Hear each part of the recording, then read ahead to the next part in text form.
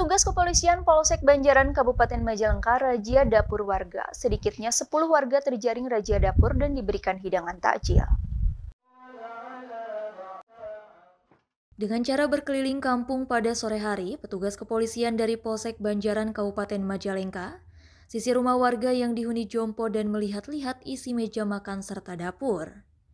Razia dapur yang dilakukan Polsek Banjaran sengaja digelar dan dilakukan menjelang datangnya berbuka puasa. Hal ini dilaksanakan sebagai upaya untuk meringankan beban masyarakat.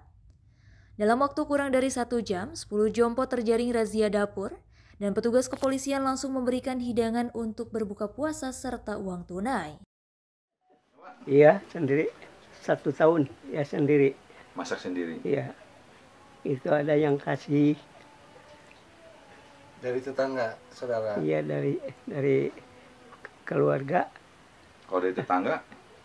Ada? Tetangga, ya semua begini. Itu. Pada ngasih? Iya. Itu ngasihnya uang atau makanan? Uang. Uang? Ada makanan. Ya. Tiap hari itu, Bang? Enggak. Enggak? Sekarang ini? Iya. Alhamdulillah dikasih ku Bapak polisi. Mugi-mugi Bapak sing sarehat. Awalnya sempat kaget nggak Pak didatangi polisi? Awalnya sempat kaget nggak? Enggak. Nggak sempat kaget? Enggak. Kita harus melaksanakan dalam rangka baksos, terus pembagian takjil, dan patroli sahur. Jadi ini salah satu bagian yang kita laksanakan dalam rangka meringankan beban masyarakat dan untuk memberikan makanan buat buka puasa, yaitu makanan takjil untuk terutama masyarakat yang tidak mampu. Dan bingkisannya? Kita siapkan makanan, selain itu ada uang juga, amplop juga tambahan, barangkali yang sasaran itu memerlukan uang untuk belanja barang-barang lain, demikian. Yang terjaring aja berapa orang?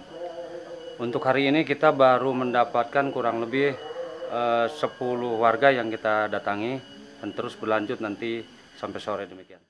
Sementara setiap hari selama bulan suci Ramadan, petugas kepolisian dari Polsek Banjaran akan terus melakukan razia dapur menjelang datangnya berbuka puasa agar masyarakat terutama warga yang sudah lansia merasa terbantu. Dari Majalengka, Jawa Barat, Udin PP melaporkan.